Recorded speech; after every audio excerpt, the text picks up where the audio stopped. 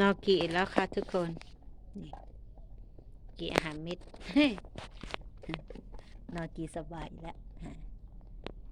ดูอย่าสบายขนาดนี้เลยเหรอเนี่ยฮะไปสิเออดีนะ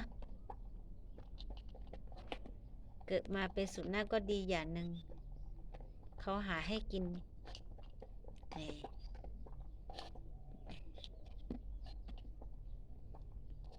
รอกินอย่างเดียวโดยที่ไม่ต้องทำอะไรเลยนี่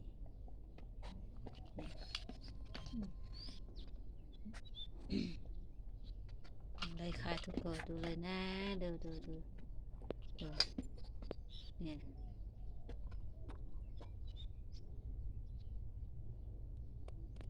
มองหาใครกินก่อนกินให้หมดเลย